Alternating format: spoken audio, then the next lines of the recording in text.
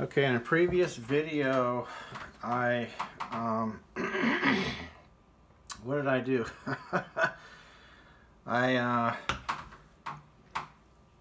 recorded some measurements I got with a pi tape, and I explained why I was never 100% happy with pi tapes. It's because of the inconsistency. So, because of that inconsistency, that's what led me to look for an alternative. And what I came up with was the Magni Pi method.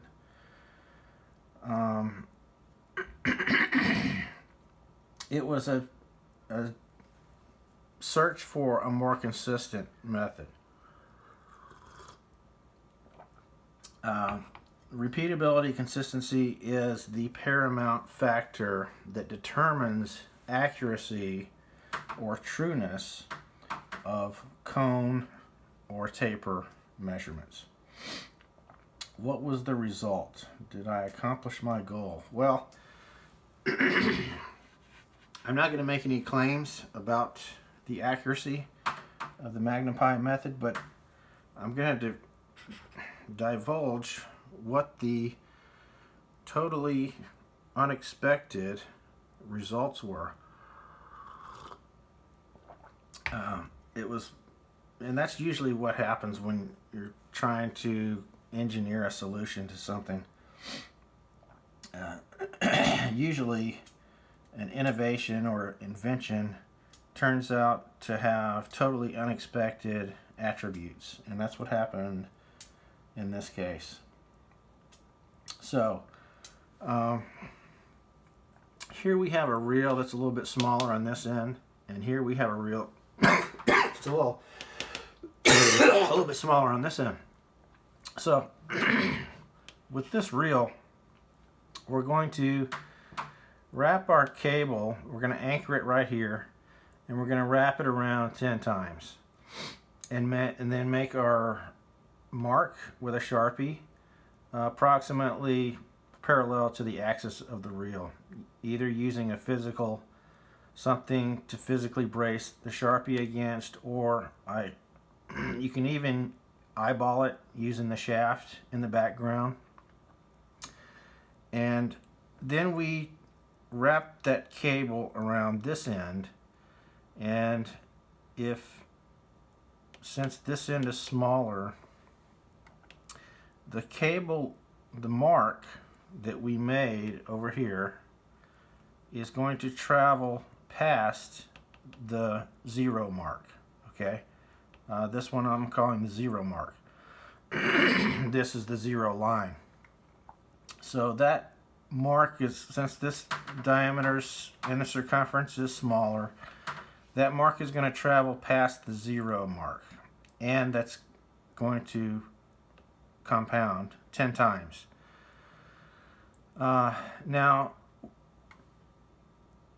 let me back up a little bit. One of the things that the Magni Pi method does is eliminates the vernier scale. It also magnifies the measurement by a factor of 10 because we're wrapping that cable around 10 times. It also provides a dirt simple visual of which end is smaller, and it eliminates math. So it also provides a visual of the consistency or repeatability of the measurements. So if one of our cable loops was outside of this straight line, if we had an outlier, that would, or if we had a curved line, that would indicate that our measurements are not consistent. If we have a straight line here, that indicates that our measurements are consistent. And since that straight line, since each mark travels further than it did over here, that is a very obvious indication that this end is smaller. So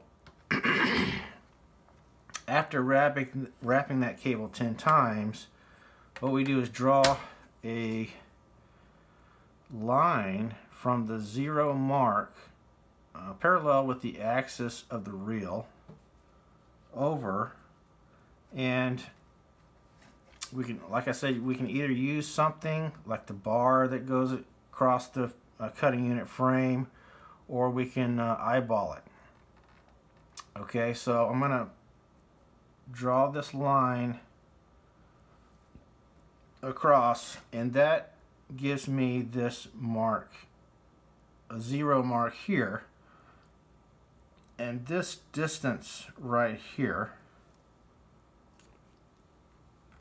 if I use the gauge, the Magni Pi gauge, this indicates the difference in diameter. Okay, now we already know that this end is smaller. All we want to know is how much smaller it is. Okay, so this is 10th thou smaller than this end.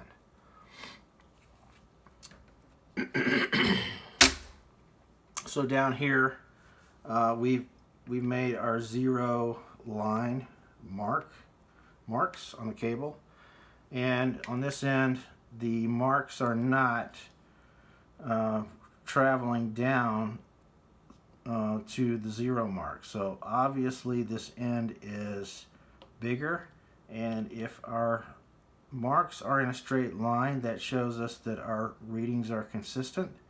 And then when we draw our new 0 line across, the distance between these two marks gives us the difference in diameter in inches or millimeters.